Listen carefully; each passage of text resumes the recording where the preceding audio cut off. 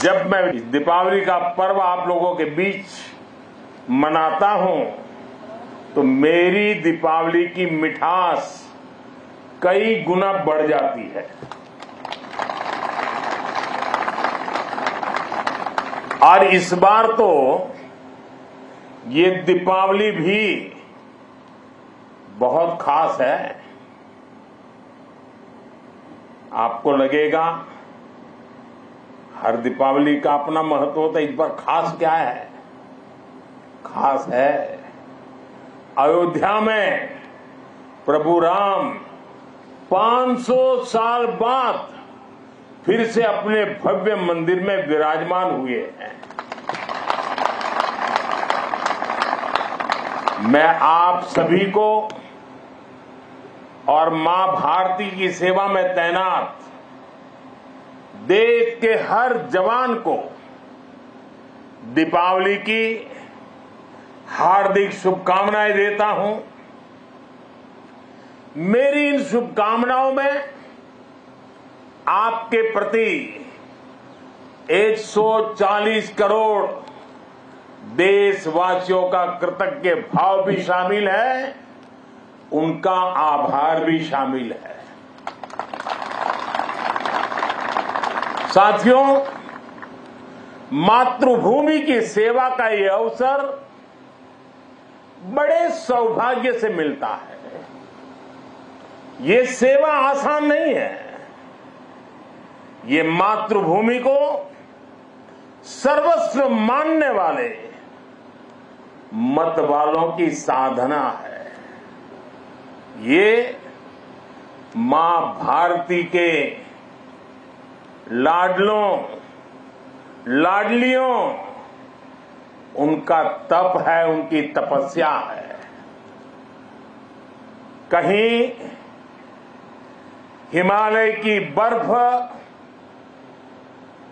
और ग्लेशियर का शून्य से नीचा तापमान, कहीं नसों को जमाने वाली ठंडी रातें, कहीं गर्मियों में तपता हुआ रण का रेगिस्तान, आग बरसता हुआ सूरज, कहीं धूल भरी रेतीली आंधियां, कहीं दल दल की चुनौतियां और कहीं उफान लेता हुआ समंदर। ये साधना हमारे जवानों को उस हद तक तपाती है जहां हमारा देश का सैनिक फौलाद बनकर चमकता है। एक ऐसा फौलाद जिसे देखकर दुश्मन की रूह दहल उठती है।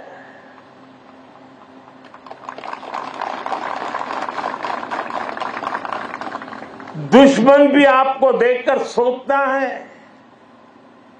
कि जो ऐसे क्रूरतम प्रहारों से विचलित नहीं हुआ, उसे भला कौन हरा पाएगा। आपकी ये अटल इच्छा शक्ति, आपका ये अथाह शौर्य, पराक्रम की पराकाष्ठा,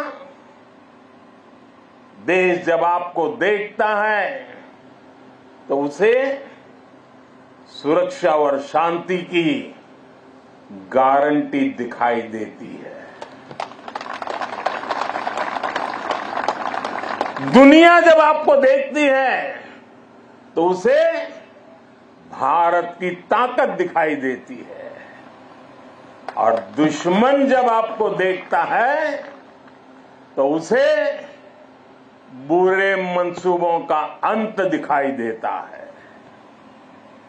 आप जब जोश में दहाड़ते हैं तो आतंक के आका कांप जाते हैं।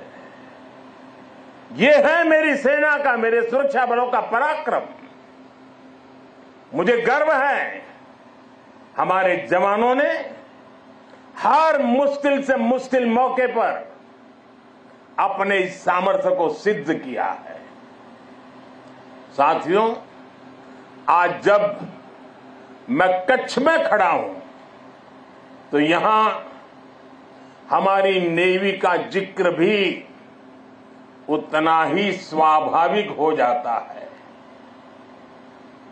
ये गुजरात का समुद्री तट देश की बहुत बड़ी ताकत है, इसलिए यहां की समुद्री सीमा भारत विरोधी षड्यंत्रों का सबसे ज्यादा सामना करती है। कच्छ के इसी क्षेत्र में भारत की अखंडता का उद्घोष करती ये सर क्रीक भी है। अतीत में इस क्षेत्र को रणभूमि बनाने की कोशिशें भी हुई।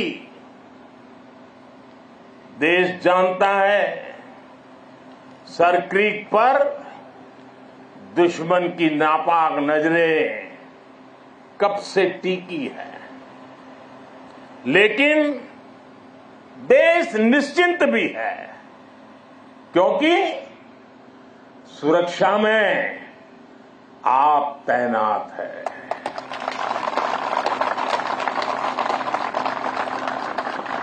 दुश्मन को भी पता है 1971 के युद्ध में किस तरह आपने मुंहतोड़ जवाब दिया था।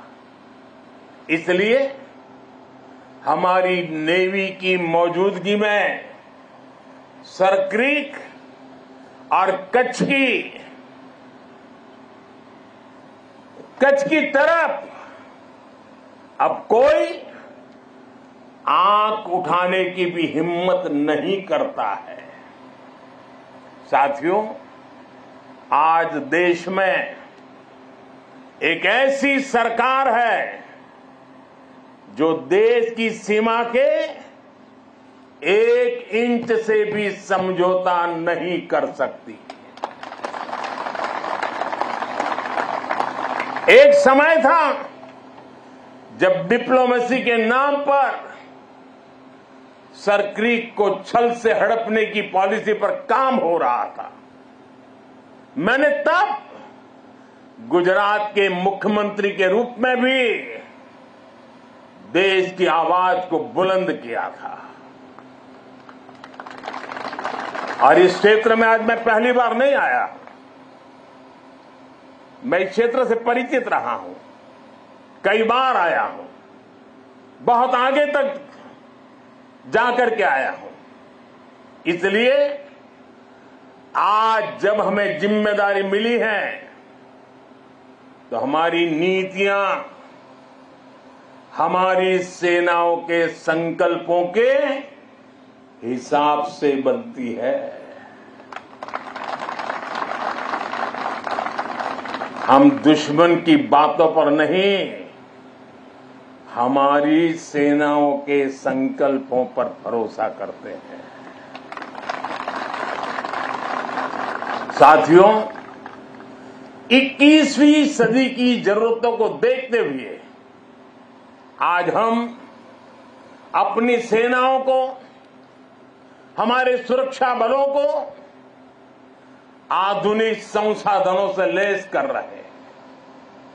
हम हमारी सेनाओं को विश्व की सबसे आधुनिक मिलिट्री फोर्सेस की कतार में खड़ा कर रहे हैं।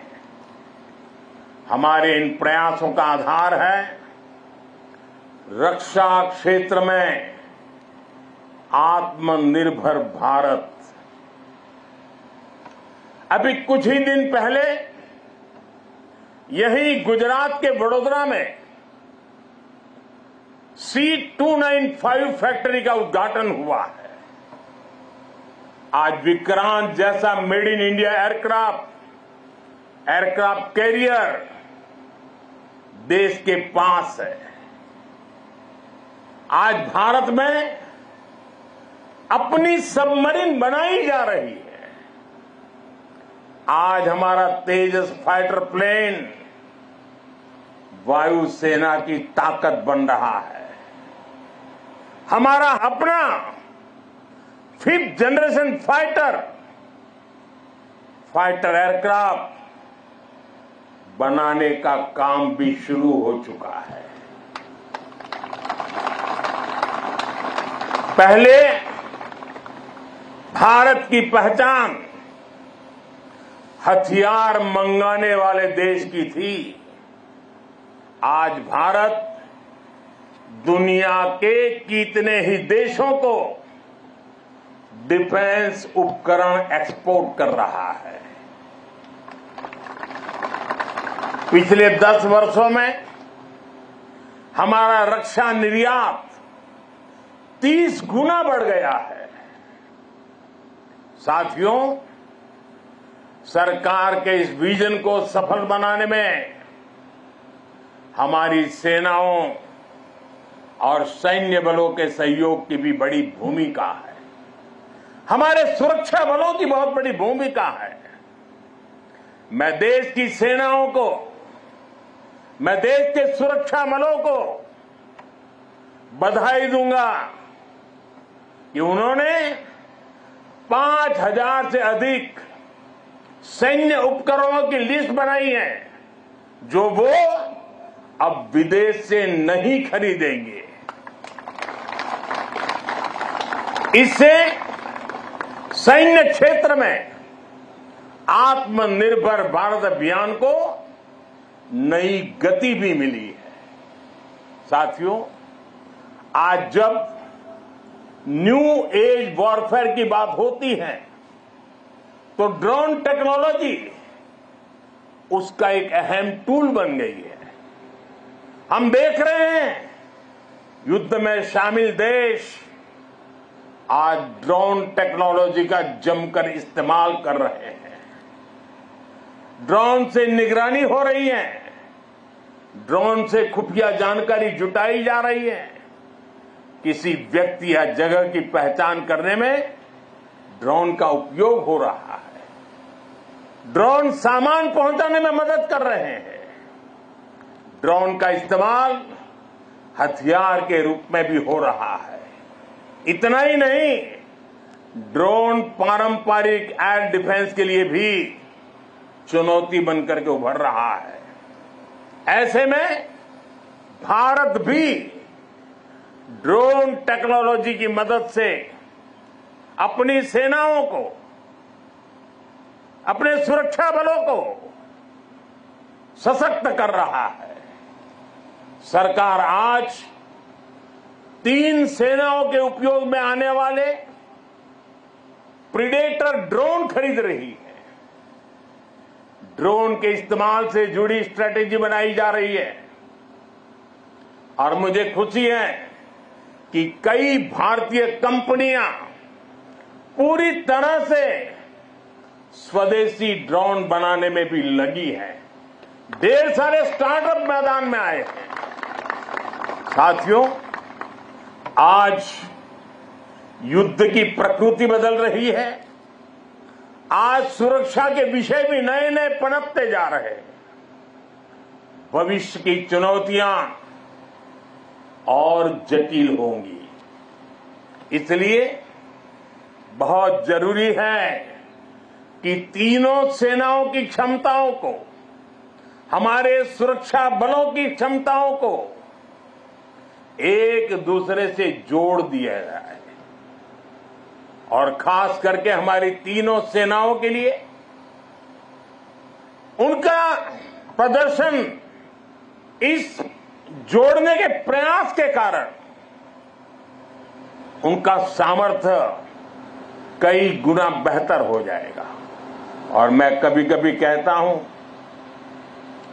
कि एक आर्मी, एक एयरफोर्स और एक नेवी हमें एक नजर आते हैं, लेकिन उनका जब संयुक्त अभ्यास होता है तो एक नहीं 111 नजर आते हैं।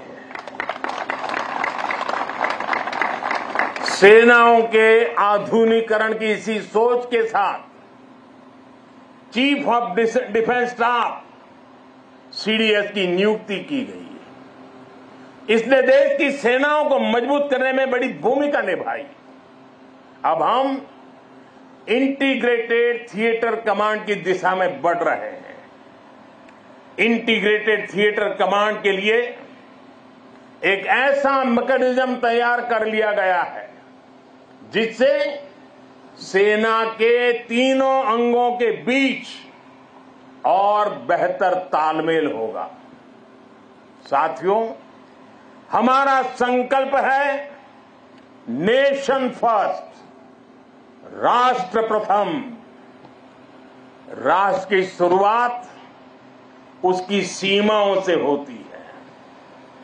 इसलिए बॉर्डर इंफ्रास्ट्रक्चर का विकास देश की सबसे बड़ी प्राथमिकताओं में है। बीआरओ ने 80,000 किलोमीटर से ज्यादा सड़क का निर्माण किया है। लद्दाख और अरुणाचल प्रदेश में भी रणनीतिक रूप से महत्वपूर्ण सड़कें बनाई गई है। पिछले 10 वर्षों में बीआरओ ने 400 के आसपास बड़े पुल बनाए हैं। आप जानते हैं, देश के सबसे दूर दराज के इलाकों में ऑल वेदर कनेक्टिविटी के लिए हमारी सेनाओं के लिए टनल कितनी महत्वपूर्ण है।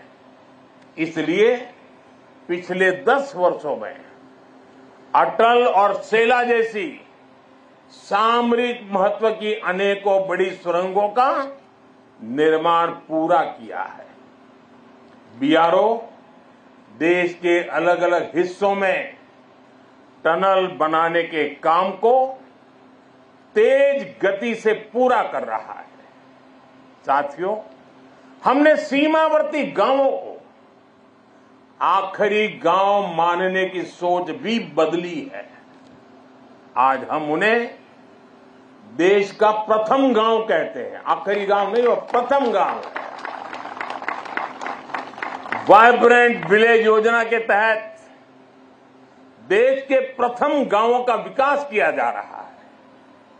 वाइब्रेंट विलेज यानी सीमा पर बसे ऐसे वाइब्रेंट गांव जहां वाइब्रेंट भारत के प्रथम दर्शन हो।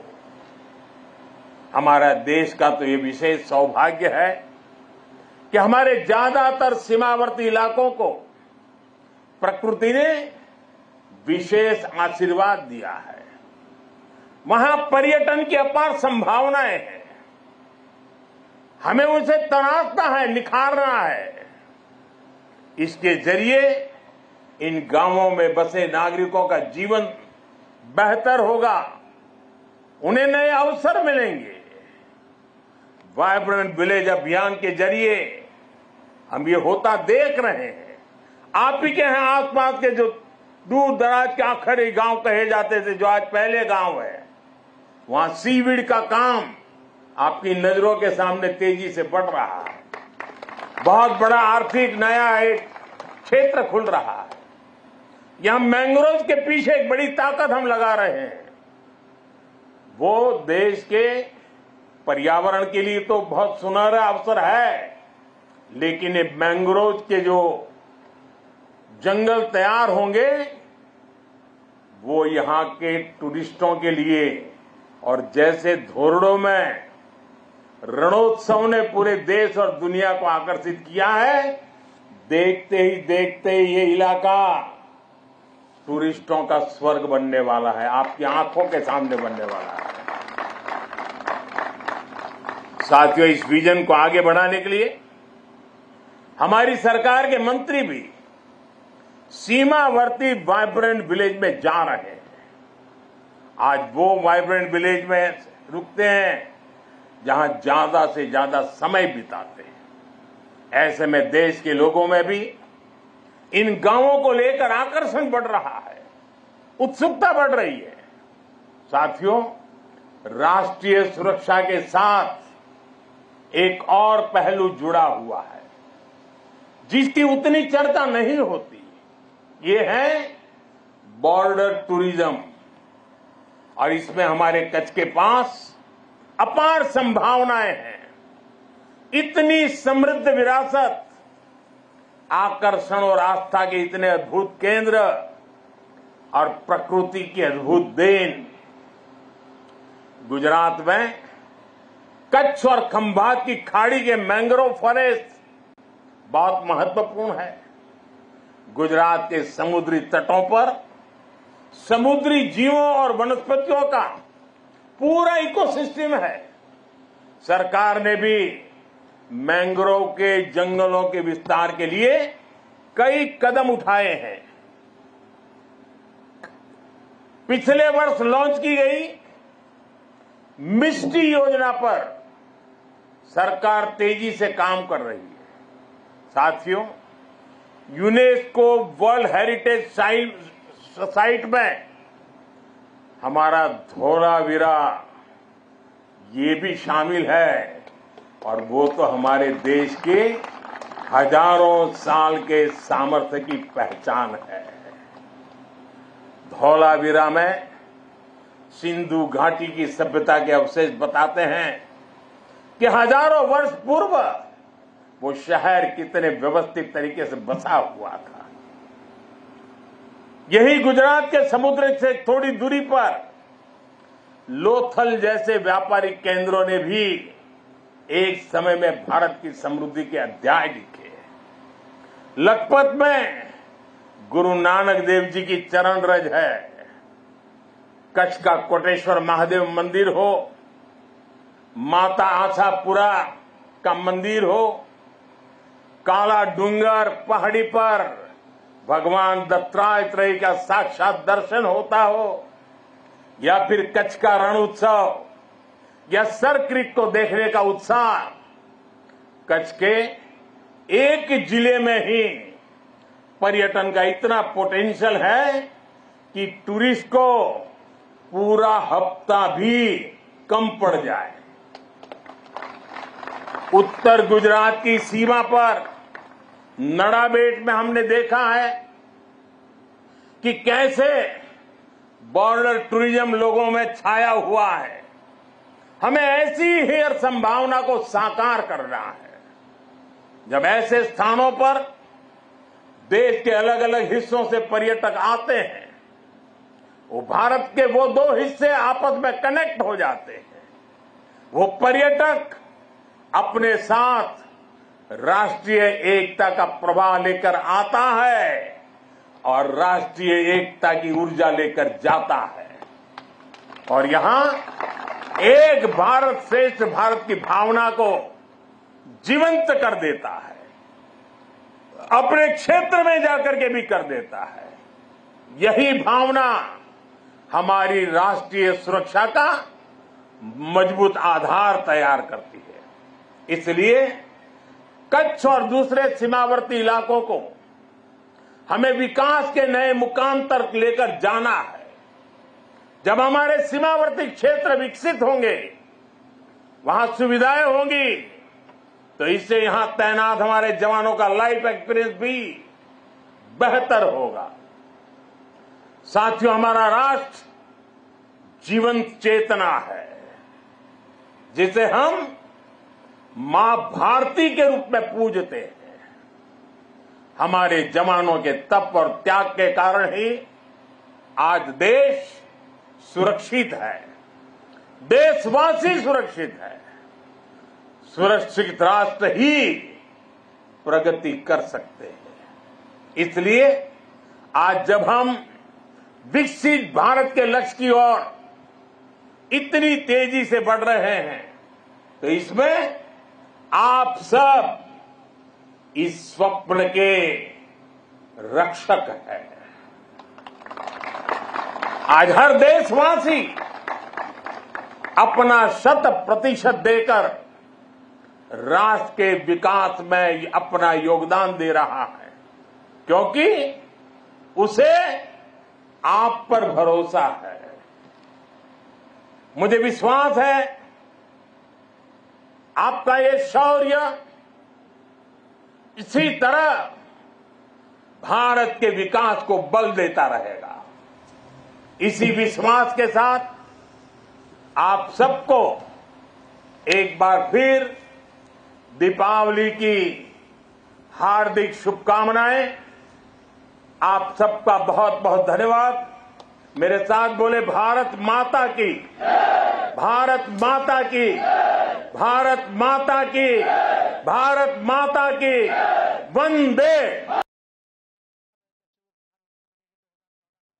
That was the Prime Minister there celebrating Diwali with Jawans at the Kutch border, Sal Creek border, sending out a very strong message to Pakistan, of course, and saying that no one can dare look at the border today, to look at Kutch today, and of course talking about tourism in Kutch and many other aspects of development, talking about the vibrant villages also, and how the central government is working for the development and the progress, and also the development of border infrastructure, very importantly, as he says it is the priority of the government.